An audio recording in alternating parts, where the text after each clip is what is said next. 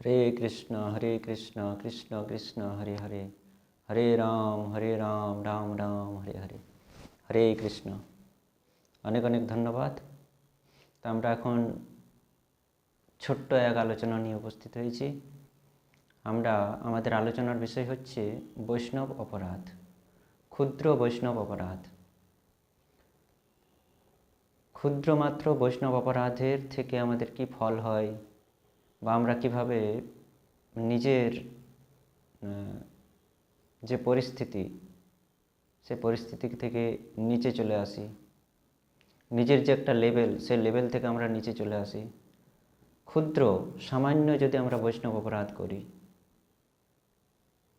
আমরা যদি সামান্য বৈষ্ণব অপরাধ করে থাকি, জানতে হোক অজান্তে হোক, দম্ভে হোক, সে বিভিন্ন রকমের দম্ভ অর্থাৎ অহংকারে হোক, জানতে করি অজান্তে করি, যদি আমরা ক্ষুদ্র অপরাধ বৈষ্ণব অপরাধ করে থাকি, তাহলে তার ভয়ঙ্কর পরিস্থিতি আমাদের জীবনে উপভোগ করতে হয় আমাদেরকে। তো সে সম্বন্ধে আজকে আমরা আলোচনা করব।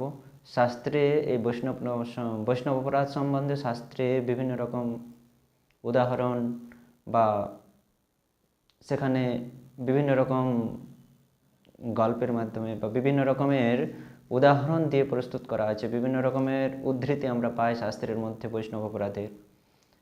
যেমন চাপাল গোপালের আমরা শুনতে পাই, গৌরাঙ্গ মহাপ্রভুর সময় চাপাল গোপালের সম্বন্ধে আমরা শুনতে পাই বৈষ্ণব অপরাধে তার কী অবস্থা হয়েছিল। এরকম চৈতন্য চরিতামৃত, চৈতন্য ভাগবত, শ্রীমদ্ ভাগবতম ইত্যাদিতে বহু উদাহরণ, বা অন্যান্য গ্রন্থেও আমরা বহু উদাহরণ পাই বৈষ্ণব অপরাধের। যৎকিঞ্চিত বৈষ্ণব অপরাধের কি পরিণাম আমাদের হতে পারে জীবনে, সে সম্বন্ধে বিভিন্ন উদাহরণ আমরা শাস্ত্র থেকে পাই।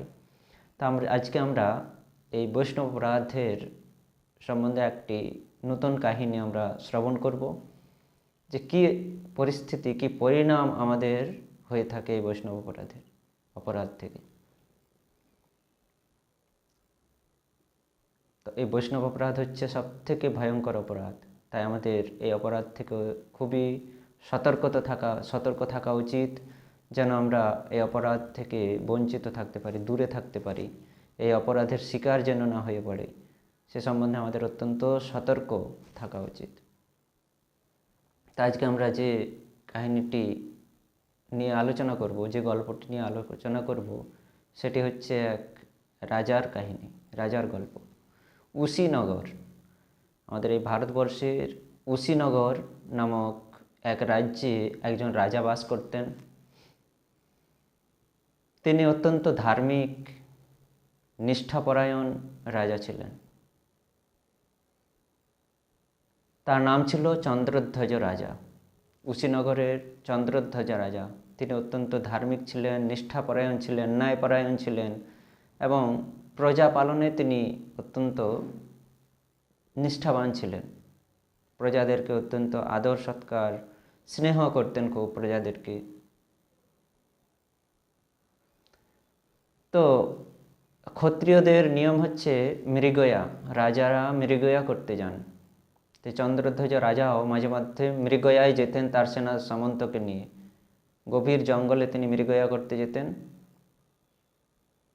তো সেখানে গভীর জঙ্গলে প্রবেশ করতেন মৃগয়া করতে করতে। সেখানে রাত্রি হয়ে গেলে, সন্ধ্যা হয়ে গেলে, মৃগয়া করতে করতে সন্ধ্যা হয়ে গেলে সেখানে তাঁবু খাটিয়ে সেখানে তারা বিশ্রাম করতেন। পরের দিন আবার শিবিরে ফিরে আসতেন, অর্থাৎ পরের দিন আবার তার রাজ্যে ফিরে আসতেন। তো চন্দ্রধ্বজ রাজা অন্য সময়ের মতন এই দিনও মৃগয়ায় গিয়েছেন, সকল সেনাবাহিনীকে নিয়ে, সেনা সামন্তকে নিয়ে মৃগয়ায় গিয়েছেন। তিনি মৃগয়া অর্থাৎ শিকার, হরিণ শিকার করতে করতে গভীর জঙ্গলে প্রবেশ করেছেন সেনা সামন্তকে নিয়ে। গভীর জঙ্গলে প্রবেশ করেছেন, তার রাজ্যেরই এক গভীর জঙ্গলে প্রবেশ করেছেন। মৃগয়া করতে করতে তার সন্ধ্যা হয়েছে। সকল সেনাপতিরা এক নির্দিষ্ট জায়গা, সেই জঙ্গলের মধ্যে এক নির্দিষ্ট জায়গা দেখে সেখানে তাঁবু নির্মাণ করে সেখানে তাদের থাকার ব্যবস্থা করেছেন। তো মহারাজ চন্দ্রধ্বজ এবং সকল সেনাপতিরা সন্ধ্যার পর সে তাঁবুতে প্রবেশ করেছেন, এবং সন্ধ্যার পর তারা যখন আহার করতে যাবে, ভোজন করতে বসেছেন, মহারাজ, চন্দ্রধ্বজ মহারাজ এবং সকল সেনাপতিরা, চন্দ্রধ্বজ মহারাজ যখনই মুখে খাবার তুলেছেন, অর্থাৎ যখনই তিনি খেতে যাবেন, তখনই তার নাসিকায় অর্থাৎ নাকে এক দুর্গন্ধ এসে প্রবেশ করে, বিশ্রী এক দুর্গন্ধ। তিনি আর খাবার খেতে পাচ্ছেন না, এত বিশ্রী দুর্গন্ধ। তিনি তখন সেনাপতিদেরকে বললেন যে তোমরা এই যে তাঁবু নির্মাণ করেছো, তো এই জায়গাটিকে ভালো করে দেখে নিয়েছিলে? কোথাও কি কিছু নোংরা আবর্জনা তো নেই? এত দুর্গন্ধ কোথা থেকে আসছে? সেনাপতিরা বললেন যে না মহারাজ, জায়গা তো খুব সুন্দর জায়গা, পরিষ্কার, খুব সুন্দর জায়গা ছিল। আমরা তো আগে খুব সুন্দরভাবে দেখে নিয়ে তারপর তাঁবু তৈরি করেছি। আমরা তাঁবু যখন তৈরি করেছি তখন তো এখানে কোনো আবর্জনা বা কিছু ছিল না। তো মহারাজ চন্দ্রধ্বজ বলছে তাহলে যাও দেখো এত দুর্গন্ধ কোথা থেকে আসছে, আমার নাসিকা বন্ধ হয়ে যাচ্ছে, আমি নিঃশ্বাস নিতে পারছি না, এত দুর্গন্ধ, বিশ্রী দুর্গন্ধ, আমি খেতে পাচ্ছি না, আমার নিঃশ্বাস পর্যন্ত নিতে পারছি না এই দুর্গন্ধে। তো তোমরা যাও দেখো এই দুর্গন্ধ কিসের দুর্গন্ধ এবং কোথা থেকে এত দুর্গন্ধ আসছে। তখন সেনাপতিরা সেই দুর্গন্ধের অনুসন্ধানে চললেন। সকল সেনাপতিরা দুর্গন্ধের অনুসন্ধান করতে করতে যে দিক দিয়ে দুর্গন্ধ আসছিল সেই দিক দিয়ে সেই সেনাপতিরা সেই দুর্গন্ধকে অনুসরণ করতে করতে তারা চলতে থাকেন। সেনাপতিরা কিছু দূর গিয়ে দেখেন এক বৃক্ষতলে এক সাধু, এক মহাত্মা, এক সাধু বসে আছেন, তপস্যায় রত আছেন এবং তার শরীর থেকেই দুর্গন্ধ আসছে। অর্থাৎ ওই ঋষি, ওই মুনি বসে বসে তপস্যা করছেন এবং তার শরীর থেকে দুর্গন্ধ আসছে, কারণ তার শরীরে গলা পচা ফোস্কা হয়েছে এবং সেই ফোস্কা থেকে দুর্গন্ধ ছড়ে আসছে এবং সেই দুর্গন্ধই ওই মুনির শরীরের দুর্গন্ধই এই সম্পূর্ণ অরণ্য, এই জঙ্গলটিকে দুর্গন্ধময় করে তুলেছে। তখন সেনাপতিরা বলছেন, হে মুনিবর, আপনি কে আমরা কিছু জানি না, কিন্তু আমাদের মহারাজ এখানে মৃগয়া এসেছিলেন, তিনি এখন তাঁবুতে শিবিরে বিশ্রাম করছেন, আহার করছেন। তো এই দুর্গন্ধের জন্য, আপনার শরীর থেকে যে দুর্গন্ধ আসছে সেই দুর্গন্ধের জন্য তিনি আহার করতে পারছেন না, তার খুব কষ্ট হচ্ছে। তো মহারাজের অনুরোধে আমরা এসেছি। তা হে মুনিবর, আপনি যদি এই স্থান থেকে দূরে চলে যান তাহলে মহারাজ এই দুর্গন্ধের কষ্ট থেকে তিনি রেহাই পাবেন, তিনি বাঁচবেন। তো কোনো প্রতি উত্তর আসে না ওই মুনির কাছ থেকে, কারণ তিনি তখন তো ধ্যানস্থ হয়ে আছেন, তিনি তখন সমাধিতে চলে গেছেন। মুনি ঋষিরা ধ্যান করে সমাধি অর্থাৎ ভগবানের চিন্তায় মগ্ন, ধ্যানস্থ হয়ে তিনি সমাধিতে প্রবেশ করেছেন। তিনি তো তার শরীরে তার কোনো বাহ্যিক জ্ঞান তখন ছিল না, থাকে না। যখন সমাধিতে প্রবেশ করেন তখন বাহ্যিক জ্ঞান থাকে না, তিনি তখন সমাধি অবস্থায় আছেন। তো কোনো প্রতি উত্তর না আসায় সেনাপতিরা অনেক অনুমোদন করলেন, অনেক অনুনয় বিনয় করলেন, কিন্তু কোনো প্রতি উত্তর যখন এলো না তখন মহারাজ চন্দ্রধ্বজের কাছে তারা খবর দেন।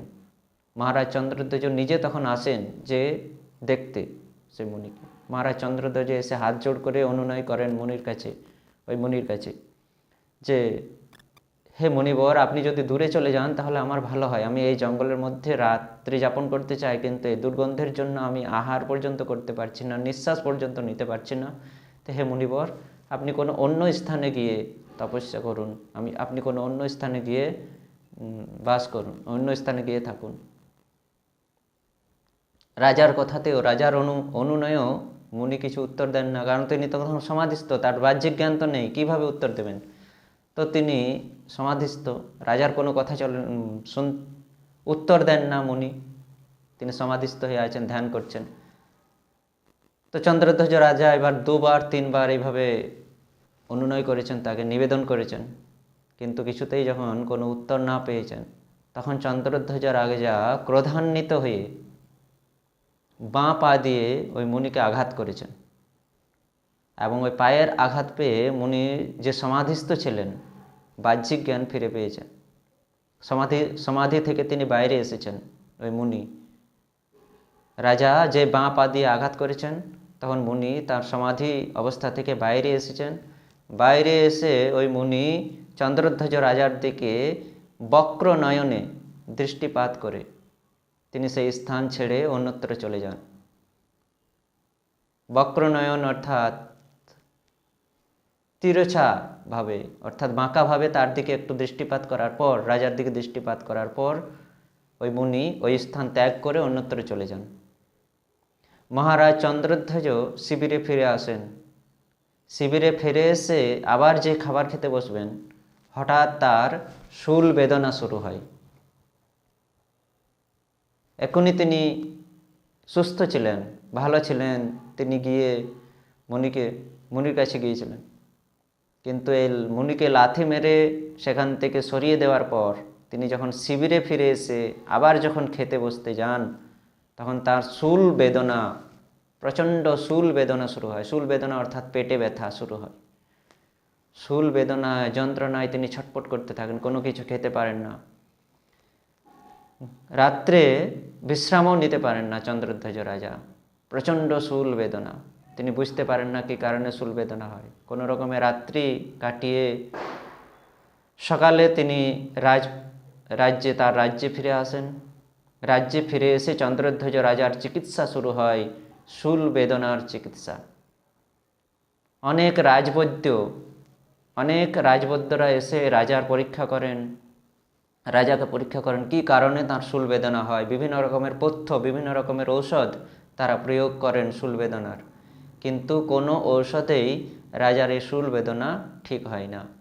কোনো রাজবৈদ্যই তাকে সুস্থ করে তুলতে পারেন না। রাজা অস্থির হয়ে পড়েছেন তার শূল বেদনা নিয়ে।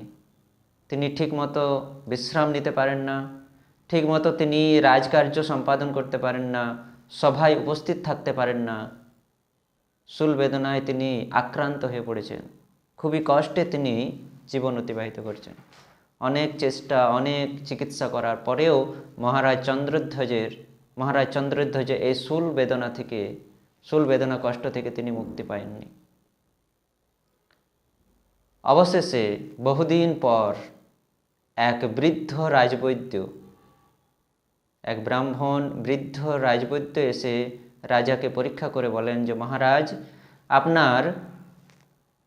আপনার রাজপ্রাসাদের পিছনে যে সরোবর, সেই সরোবরে এক কুলীন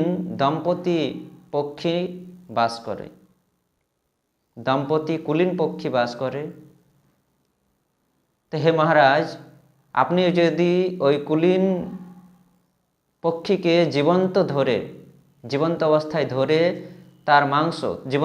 ধরে এনে তার রক্ত মাংস ভক্ষণ করতে পারেন, তবে আপনি আপনার এই শূল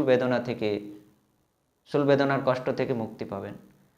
যে কুলীন পক্ষীকে জীবন্ত অবস্থায় ধরে তার রক্ত এবং মাংস ভক্ষণ যদি খেতে পারেন মহারাজ, তবে তাকে ধরতে হবে, আহত করে না, জীবন্ত অবস্থায় ধরে নিয়ে এসে তার রক্ত এবং মাংস আপনাকে ভক্ষণ করতে হবে, তবে আপনি এই শূল বেদনার কষ্ট থেকে মুক্তি পাবেন।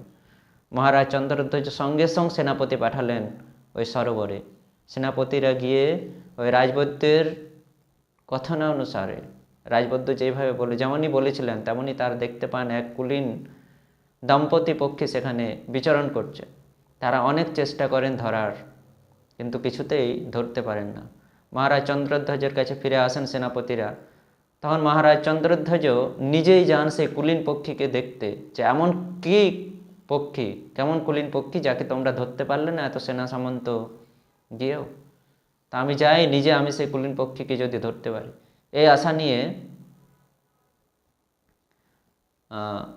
এই আশা নিয়ে মহারাজ চন্দ্রধ্বজ ওই সরোবরে পৌঁছালেন। তিনিও অনেক চেষ্টা করলেন কুলীন পক্ষীকে ধরার, কিন্তু কিছুতেই এই কুলীন পক্ষী তার হাতে এলো না। সামনে আসে, যেই ধরতে যান মহারাজ সেই দূরে চলে যান। তো তখন মহারাজ অনেক চেষ্টা করেও যখন ব্যর্থ হয়ে পড়লেন, তখন মহারাজ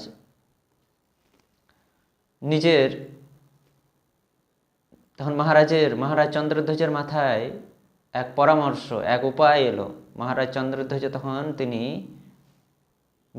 নিজের যে রাজবেশ তা পরিবর্তন করলেন।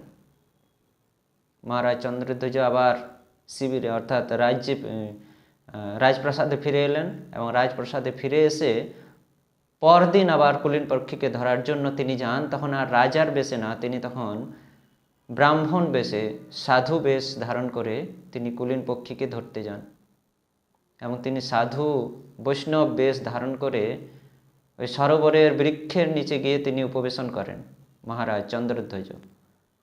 এবং তখন চন্দ্রধ্বজ রাজা যখন ওই বৃক্ষের নিচে বসেছিলেন, তখন ওই বৃক্ষে যত পাখি ছিল সকল পাখিরা এসে কেউ মহারাজের মাথায়, কেউ মহারাজের স্কন্ধে, কেউ মহারাজের পায়ের সামনে, মহারাজের চারিপাশে ওই পক্ষীরা এসে বিচরণ করতে থাকে, মাথার উপরে বসে, স্কন্ধের উপরে বসে থাকে। মহারাজ তাদেরকে কিচ্ছু করেন না। তো এই সকল পক্ষীকে বিচরণ করতে দেখে এইভাবে ওই কুলীন দম্পতি পক্ষীও মহারাজের সামনে এসে বিচরণ করেন, ঘোরাঘুরি করতে থাকে ওই কুলীন পক্ষী। তো মহারাজ চন্দ্রধ্বজ এই সুবর্ণ সুযোগ মনে করে সেই কুলীন পক্ষী দম্পতি কুলীন পক্ষীর মধ্যে যে স্ত্রী মাদা পক্ষী অর্থাৎ স্ত্রী পক্ষীটিকে তিনি ধরে ফেলেন এবং ধরে ওই পক্ষীটিকে তিনি যেই তার কোলে নেন, ধরার পর তিনি যেই কোলে নিয়েছেন তার হৃদয় পরিবর্তন হয়। কুলীন পক্ষীটিকে ধরার মাত্র তার হৃদয় পরিবর্তন হয় মহারাজ চন্দ্রধ্বজের। মহারাজ চন্দ্রধ্বজ চিন্তা করছেন যে আমি এর আগে অর্থাৎ কালকেও যখন এই কুলীন পক্ষীকে ধরতে এসেছিলাম তখন আমি রাজবেশে ছিলাম, তখন তারা আমাকে দেখার মাত্রই আমার সামনে আসছিল, কিন্তু আমি যেই ধরতে যাচ্ছিলাম তারা দূরে পালিয়ে চলে যাচ্ছিল, আর অন্যান্য কোনো পক্ষীরাও আমার সামনে আসছিল না। কিন্তু আজকে আমি সাধু বেশ, নকল সাধু বেশ ধারণ করেছি, আমি আসল সাধু বেশ ধারণ করিনি, আমি আসল সাধু হইনি, নকল সাধু বেশ ধারণ করেছি কুলীন পক্ষীটিকে ধরার জন্য। তো এই নকল সাধু বেশ দেখে কুলীন পক্ষী এবং অন্যান্য সকল পক্ষীরাও এসে আমার কাছে এসে ঘোরাঘুরি করছে, আমার মাথায়, স্কন্ধে ইত্যাদিতে বসছে। তো নকল সাধু বেশের এবং আমি কুলীন পক্ষীটিকে আজকে এই সাধু বেশের মাধ্যমে আমি কুলীন পক্ষীটিকে আমি ধরতে পারলাম, এই কুলীন পক্ষীটি আমাকে ধরা দিল। তো এই নকল সাধু বেশের যদি এত গুণ, তাহলে যদি আমি আসল সাধু হই তাহলে আমি আরও পশু পাখি, জঙ্গলের পশু পাখিরা আমাকে অনেক সমাদর করবেন। রাজা মহারাজ চিন্তা করছেন যে আমি রাজ্যে রাজ সিংহাসনে বসে যত না সমাদর পাব, সম্মান পাব, আমি রাজ সিংহাসনে বসে তো শুধু প্রজাদের কাছ থেকে অর্থাৎ শুধু মানব জাতির কাছ থেকে আমি কিছু মাত্র সম্মান পেয়ে থাকি, তা সকলের কাছ থেকে পাই না। কিন্তু এই যদি আমি যদি সাধু হই তাহলে সমাজের সকল বর্ণের মানুষ, এমনকি জঙ্গলের পশু পাখিরাও আমাকে আদর করবে, সৎকার করবে, সম্মান জ্ঞাপন করবে। এই চিন্তা করছেন রাজার হৃদয় বিগলিত হলো এবং তিনি কুলীন পক্ষীর শরীরে হাত বুলাতে বুলাতে তিনি বলছেন কুলীন পক্ষীকে যে দেখো আমি শূল বেদনায় আক্রান্ত এবং এক রাজবৈদ্য পরামর্শ দিয়েছে যদি আমি তোমার রক্ত মাংস খেতে পারি তাহলে আমি এই শূল বেদনা কষ্ট থেকে মুক্তি পাব। সেই জন্য আমি এই সাধু বেশ ধারণ করে তোমাকে ধরার জন্য আমি এই সাধু বেশ ধারণ করেছি আজ। তো মহারাজের এই কথা শুনে তখন ওই স্ত্রী কুলীন পক্ষী বললেন, মহারাজ আপনি যদি হিংসা না করে নিহিংসভাবে যদি আপনার এই শূল বেদনা ঠিক হয়, আপনি যদি এই শূল বেদনা থেকে মুক্তি পেতে পারেন, তাহলে কি দরকার আপনার জীব হিংসা করা? আপনি যদি জীব হিংসা না করে নিহিংসভাবে যদি আপনি শূল বেদনা থেকে মুক্তি পেতে পারেন, এই কষ্ট থেকে মুক্তি পেতে পারেন, তাহলে আপনি কেন এই জীব হত্যা করতে যাবেন? তাহলে তো আপনার উচিত জীব হত্যা না করা। তো মহারাজ চন্দ্রধ্বজ বলছে, হ্যাঁ তা তো ঠিক কথা, কিন্তু এমন কি উপায় আছে যে আমি নিহিংসভাবে হিংসা না করে, জীব হত্যা না করে আমি এই শূল বেদনা থেকে মুক্তি পেতে পারি?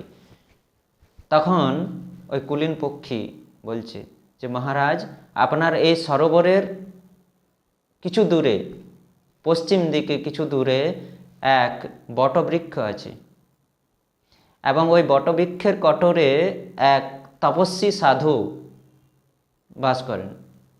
আপনার এই সরোবরের পশ্চিম পাড়ে পশ্চিম দিকে কিছু দূরে এক বটবৃক্ষ, এবং বটবৃক্ষের কোটরে এক সাধু তিনি সেখানে বসে বসে তপস্যা করেন, তপস্বী সাধু সেখানে থাকেন। তা আপনি যদি সেই মহাত্মা সাধুর চরণামৃত জল, চরণ ধোয়া জল, চরণামৃত যদি আপনি পান করতে পারেন, তাহলে আপনি চিরতরে এই শূল বেদনা কষ্ট থেকে মুক্তি পাবেন। মহারাজ চন্দ্রধ্বজ সেই পক্ষীটিকে তখন ওই কুলীন পক্ষীর কথা শ্রবণ করে মহারাজ চন্দ্রধ্বজ কুলীন পক্ষীটিকে নিজ হস্ত থেকে মুক্তি করেন, ছেড়ে দেন, এবং তিনি এক সোনার পাত্রে জল নিয়ে, ওই সরোবর থেকেই এক সোনার পাত্রে জল নিয়ে তিনি ওই পশ্চিম দিকে, সরোবরের পশ্চিম দিকে সে সাধুর খোঁজে যান। কিছু দূর যাওয়ার পরেই তিনি বটবৃক্ষ দেখতে পান, এবং সেখানে গিয়ে দেখেন, হ্যাঁ সত্যি কুলীন পক্ষী যেমন বর্ণনা করেছিলেন তেমনি এক সাধু মহাত্মা সেখানে বসে বসে তপস্যা করছেন, এবং তার এক পা কোটরের বাইরে, তিনি কোটরের ভেতরে আছেন এবং তার এক পা কোটরের বাইরে ঝোলানো আছে, কোটরের বাইরে একটি পা ঝোলানো আছে, এবং তিনি কোটরের ভেতরে বসে তপস্যায় মগ্ন। মহারাজ চন্দ্রধ্বজ অত্যন্ত আনন্দিত হন, এবং সে পা ধোয়ানোর জন্য সেই সোনার পাত্র জল নিয়ে পা ধোয়ানোর জন্য যেই ওই সাধুর চরণের সামনে যান, মহারাজ চন্দ্রধ্বজ দেখেন ওই সাধুর যে পাটি ঝোলানো ছিল কোটরের বাইরে, সেই পাটি কুষ্ঠ রোগে আক্রান্ত। ওই সাধুর, ওই মহাত্মা সাধুর ওই পাটি কুষ্ঠ রোগে আক্রান্ত। চন্দ্রধ্বজ রাজা ভাবছেন, এই কুষ্ঠ রোগ আক্রান্ত পায়ের জল আমি কি করে পান করব? পা ধোয়া জল আমি কিভাবে পান করব? সম্ভব না। তিনি তখন মুনিকে, ওই মহাত্মা মুনি প্রার্থনা করেন ওই সাধুকে, যে হে মুনিবর, আপনি কে আমি জানি না, হে তপস্যারত মুনিবর, তা আমি শূল বেদনায় আক্রান্ত, এবং আমাকে নির্দেশ দিয়েছেন যে যদি আমি আপনার চরণামৃত পান করতে পারি তাহলে আমি চিরতরে এই শূল বেদনা কষ্ট থেকে মুক্তি পাবো। তে হে মহাত্মা, আপনার এই চরণ তো কুষ্ঠরোগে আক্রান্ত, আমি এই জল কী করে পান করব? তা আপনি যদি দয়া করে, কৃপা করে আপনি যদি আপনার দ্বিতীয় পাটি আমাকে বাড়িয়ে দেন, তাহলে আমি এই শরীরের যন্ত্রণা থেকে, এই জ্বালা থেকে আমি মুক্তি পাই, এই শূল বেদনা কষ্ট থেকে আমি মুক্তি পেতে পারি আপনার চরণামৃত পান করে। হে মুনিবর, আপনার দ্বিতীয় পাটি আপনি আমাকে বাড়িয়ে দিন। তখন মুনিবর রাজার এই প্রার্থনা শুনে তার দ্বিতীয় পাটিও কোটর থেকে বাইরে দেন, ঝুলিয়ে দেন বাইরে। মহারাজ চন্দ্রধ্বজ যখন পা ধোয়াতে যান, তখন দেখেন যে সেই পায়ের অবস্থা আগের পায়ের থেকে আরও খারাপ।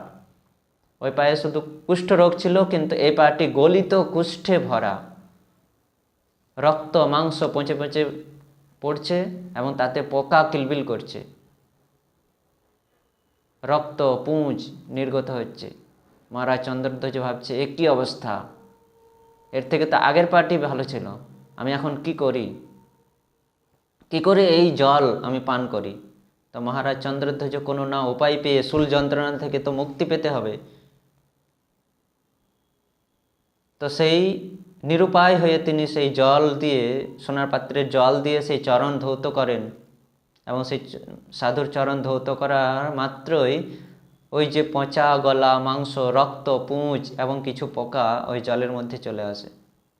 মহারাজ চন্দ্রধ্বজ চরণ ধৌত করার পর তিনি চিন্তা করছেন, এই চরণামৃত আমি কিভাবে পান করব? অপমাননাও করা যায় না, কিন্তু কিভাবে আমি এই দুর্গন্ধযুক্ত জল আমি কিভাবে পান করি? তিনি চিন্তা করছেন কিভাবে পান করা যায়। অনেকক্ষণ চিন্তা করার পর তার মাথায় এক উপায় আসে, মহারাজ চন্দ্রধ্বজের মাথায় এক উপায় আসে। তিনি তখন চালাকি করেন, এক চতুর উপায় তিনি অবলম্বন করেন।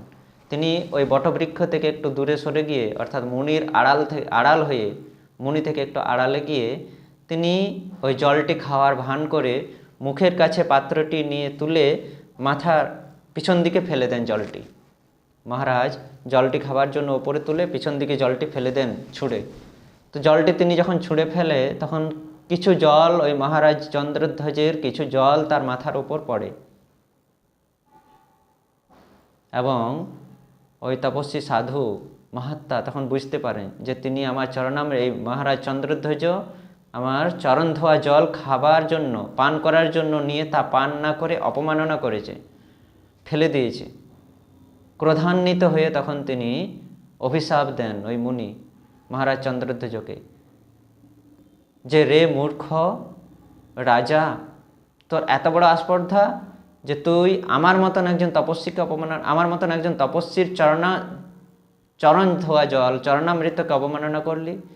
তুই খাওয়ার জন্য, তুই পান করার জন্য চরণামৃত নিলি, কিন্তু সেটি পান না করে তুই সেটিকে ফেলে দিয়েছিস, অবমাননা করেছিস। সেই জন্য তোকে আমি অভিশাপ দিচ্ছি, যেই মুখে তুই চরণামৃত পান না করে ওই চরণামৃতকে অপমাননা করছিস, সেই মুখ তোর বিষ দ্বারা পরিপূর্ণ হোক। পরবর্তী জীবনে তুই সর্পকুলে জন্মগ্রহণ করবি, এবং তুই যেই মুখে চরণামৃত পান না করে চরণামৃতকে অবমাননা করছিস, সেই মুখ তোর বিষ দ্বারা পরিপূর্ণ থাকবে।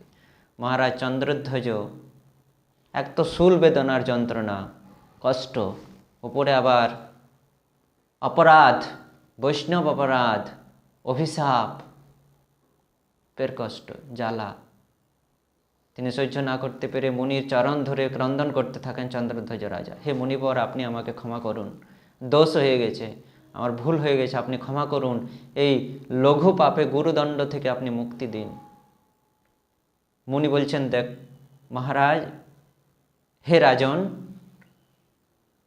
আমি যখন অভিশাপ দিয়েছি এই অভিশাপ খণ্ডন হবে না, তোকে সর্পকুলে জন্মগ্রহণ করতে হবে, এবং তোর মুখ সর্পকুলে জন্মগ্রহণ করবি, এবং তোর সেই সময় 100টি মুখ হবে, শতমুখ, এবং তোর শতমুখী থাকবে বিষ দ্বারা পরিপূর্ণ। কিন্তু যেহেতু তুই চরণামৃত পান করিসনি মুখে, সেই জন্য তুই শতমুখ যুক্ত এক সর্পের শরীর ধারণ করবি, এবং সেই শতমুখ অর্থাৎ 100টি মুখী তোর বিষ দ্বারা পরিপূর্ণ থাকবে। কিন্তু তুই এই চরণামৃতকে ফেলার সময় পিছন দিকে যখন ছুঁড়ে ফেলেছিলিস, তখন এই চরণামৃতের কয়েক ফোঁটা তোর মস্তকে পতিত হয়েছে। সেই জন্য তোর যে চরণামৃত মস্তকে পতিত হয়েছে, সেই জন্য তুই সর্পকুলে জন্মগ্রহণ করলেও তোর ওই 100টি মস্তকে ভগবান শ্রীকৃষ্ণ নৃত্য করবে, এবং তখনই তুই এই সর্পকুল থেকে মুক্তি পাবি। তো এইভাবে অভিশাপের ওপর অভিশাপ, অপরাধের ওপর অপরাধ। এক তো এই জঙ্গলে মৃগয়া করার সময় বৈষ্ণবকে লাথি মারার জন্য, সাধুকে লাথি মারার জন্য তার শূল বেদনা হয়, পরবর্তীতে শূল বেদনা ঠিক করার জন্য চরণামৃত না খেয়ে সর্পকুলে জন্মগ্রহণের অভিশাপ। পরবর্তীতে এই রাজা চন্দ্রধ্বজই পরের জীবনে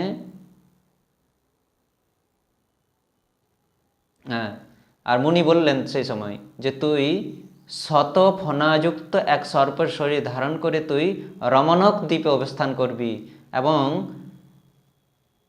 ভগবান শ্রীকৃষ্ণ যখন বৃন্দাবনে অবতরণ করে, দ্বাপর যুগে বৃন্দাবনে যখন অবতরণ করবে, তখন তুই সেই রমণক দিক থেকে বৃন্দাবনে যমুনার হ্রদে এসে অবস্থান করবি, এবং সেই সময় ভগবান শ্রীকৃষ্ণ তোর 100টি মাথার ওপর, শত ফণার ওপর নৃত্য করবে, কারণ তুই এই চরণামৃতকে মস্তকে ধারণ করেছিস বলে ভগবান শ্রীকৃষ্ণের চরণকমল তোর মস্তকের ওপর, ভগবান শ্রীকৃষ্ণ তার চরণকমল তোর মস্তকের উপর রাখবে, এবং তখনই তুই এই সর্প জীবন থেকে মুক্তি পাবি। তো এইভাবে অভিশাপ্ত হয়ে মহারাজ চন্দ্রধ্বজ ফিরে আসেন। কিছুদিন পর তিনি শরীর ত্যাগ করেন এবং সর্প শরীর ধারণ করে রমণক দ্বীপে অবস্থান করেন, এবং এই রাজা চন্দ্রধ্বজই ওই রমণক দ্বীপের কালীয় নাগ হয়ে জন্মগ্রহণ করেন। তার 100টি ফণা ছিল কালীয় নাগের, এবং তিনি গরুড়ের ভয়ে রমণক দ্বীপ ত্যাগ করে গরুড়ের ভয়ে, কারণ গরুড়ের আহার ছিল সর্প, তো গরুড়ের ভয়ে রমণক দ্বীপ ত্যাগ করে তিনি এই যমুনার হ্রদে, যে হ্রদটিকে আমরা কালীদহ বলে জানি, বা কালীদহ বলে বৈষ্ণব সমাজে পরিচিত, সেই কালীদহে এসে তিনি বাস করতেন। এই দহটি ছিল অত্যন্ত গভীর দহ, সে দহের মধ্যে কেউ যেত না এবং সেখানে গরুড়ও আসতে পারতো না, কারণ গরুড় ছিল, গরুড় অভিশপ্ত হয়েছিল সৌভরী মুনির দ্বারা এই কালীদহে মৎস্য ভক্ষণ করার জন্য। সৌভরী মুনি গরুড়কে অভিশপ্ত করেছিলেন, কালীদহে এলেই তার মৃত্যু হবে। সেই জন্য গরুড় এই বৈষ্ণব অপরাধ থেকে বাঁচার জন্য তিনি কালীদহে কোনোদিনই আসতেন না। তো এই গরুড়ের ভয় থেকে রক্ষা পাওয়ার জন্য তিনি এই কালীদহে এসে, যমুনার হ্রদে কালীদহে এসে তিনি বাস করেন। এই কালীয় নাগ, পূর্বের চন্দ্রধ্বজ রাজা কালীনাগ হয়ে এই হ্রদে বাস করেন এবং ভগবান শ্রীকৃষ্ণ গোচারণ লীলার সময়, যেটিকে আমরা কালীয় নাগ দমন লীলা বলি, এই কালীয় নাগকে দমন করলেন। তার কালীয় হ্রদে ঝাঁপ দিয়ে তিনি কালীয় নাগের মস্তকে উঠে তিনি নৃত্য করেছিলেন এবং কালীয় নাগের দম্ভ চূর্ণ করেছিলেন। কালীয় নাগকে অভিশাপ থেকে মুক্তি দিয়ে তাকে উদ্ধার করেছিলেন ভগবান শ্রীকৃষ্ণ। তো এই কালীয় নাগই ছিলেন পরবর্তী জীবনে রাজা চন্দ্রধ্বজ, যিনি বৈষ্ণব অপরাধে অপরাধী হয়ে অভিশপ্ত হয়ে শতফণাযুক্ত কালীনাগ সর্পরূপে জন্মগ্রহণ করেছিলেন এবং বৈষ্ণবের চরণোদক যেহেতু তিনি মস্তকে ধারণ করেছিলেন, সেই জন্য ভগবান শ্রীকৃষ্ণ নিজের চরণ কমল, নিজের পাদপদ্ম ওই কালীয় নাগের মস্তকে স্থাপন করেছিলেন, মাথার উপর নৃত্য করেছিলেন ভগবান শ্রীকৃষ্ণ। তো বৈষ্ণবের পাদোদকের এতই মহিমা, এতই গুণ। তো এইভাবে আমরা নিজের পদ প্রতিষ্ঠা, মান সম্মান, বিদ্যা, যৌবন ইত্যাদির অহংকারে অহংকারিত হয়ে আমরা বিভিন্ন রকমের অপরাধ করে থাকি। জানতে অজান্তে অহংকারবশত গর্বিত হয়ে অপরাধ করে থাকি এবং সেটি আমাদের জীবনে এক ভয়ঙ্কর রূপ ধারণ করে। সেজন্য আমাদের অত্যন্ত সাবধানতার সঙ্গে বৈষ্ণব অপরাধ থেকে দূরে থাকা উচিত। তো এইভাবে ভগবান শ্রীকৃষ্ণ কালীয় নাগের মস্তকে নর্তন করেছিলেন, কারণ তিনি বৈষ্ণব চরণামৃত, বৈষ্ণব পাদোদক তিনি মস্তকে ধারণ করেছিলেন। অজান্তে তিনি ধারণ করেছিলেন, জানতে নয়। সেই জন্য আমরা যখন চরণামৃত গ্রহণ করি, সেই চরণামৃত আমাদের অত্যন্ত ভক্তি সহকারে গ্রহণ করা উচিত। কারণ শাস্ত্রে বর্ণন করা হয়েছে যে বৈষ্ণবেরও পাদোদেকো, বৈষ্ণবের যে পাদোদক, যে চরণামৃত, খুবই মহিমা তার। বৈষ্ণব চরণ রেণু, বৈষ্ণব চরণের জল, বৈষ্ণব চরণের ধুল, বলছে বৈষ্ণবের এই যে চরণ রজ, বৈষ্ণবের চরণ জল এবং বৈষ্ণবের যে ভুক্ত অবশেষ অর্থাৎ ভোজন, ভুক্ত অবশেষ, এই তিনটি হচ্ছে আমাদের ভক্তির বল।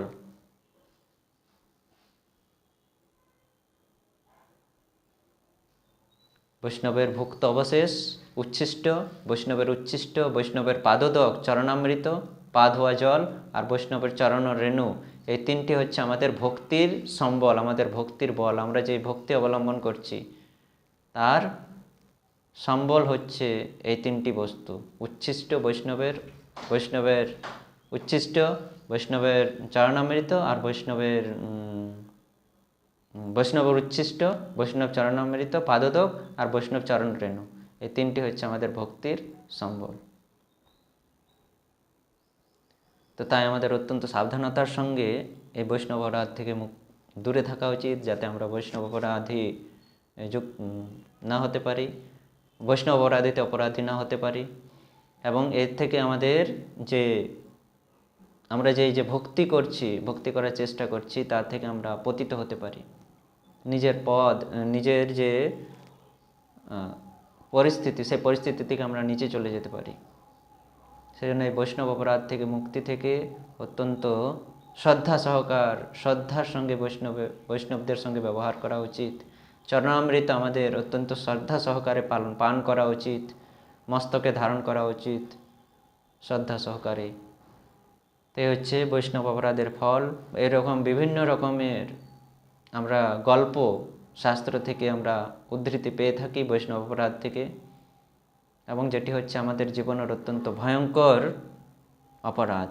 সব থেকে ভয়ঙ্কর অপরাধ হচ্ছে বৈষ্ণব অপরাধ। তার আমাদের সকলেরই বৈষ্ণব অপরাধ থেকে মুক্তি থাকা, দূরে থাকা উচিত, সতর্ক থাকা উচিত যেন আমরা বৈষ্ণব অপরাধে অপরাধী না হই। তো এই হচ্ছে রাজা চন্দ্রধ্বজ বা কালীয় নাগের পূর্ব বৃত্তান্ত। কালীয় নাগের পূর্ব জীবনের বৃত্তান্ত। তিনি ছিলেন এক রাজা, তিনি সর্পকুলে জন্মগ্রহণ করলেন বৈষ্ণব অপরাধে অপরাধী হয়ে। তো সেই জন্য সকলকে অনুরোধ, এই বৈষ্ণব অপরাধ থেকে মুক্তি থেকে, বৈষ্ণব অপরাধ থেকে দূরে থেকে ভক্তি জীবন অবলম্বন করুন। হরে কৃষ্ণ হরে কৃষ্ণ কৃষ্ণ কৃষ্ণ হরে হরে, হরে রাম রাম রাম হরে হরে। হরে কৃষ্ণ।